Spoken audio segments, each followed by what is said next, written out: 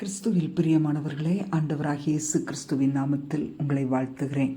நெகேமியா 9:5 நீங்கள் எழுந்திருந்து அனாதியாய் என்றென்றைக்கும் இருக்கிற உங்கள் தேவனாகிய கர்த்தரை ஸ்தோத்தரியுங்கள்.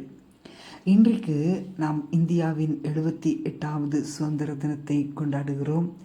கிறிஸ்துவுக்குள் அன்பான உங்கள் ஒவ்வொருவருக்கும் ஆசீர்வாதமான சுதந்திர தின நல்வாழ்த்துக்களை கர்த்தருக்குள் தெரிவிக்கிறேன்.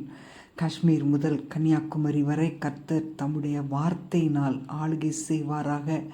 தேசத்தை ஆளுகிறவர்களையும் அதிகாரிகளையும் கர்த்தர் பத்திரமாய் பாதுகாத்து கிறிஸ்துவுக்காக ஆத்துமாக்களை ஆதாயம் பண்ணும்படி கருவிகளாக பயன்படுத்துவாராக. நம்முடைய தேசத்திலே சமாதானமும் செழிப்பும் உண்டாகட்டும்.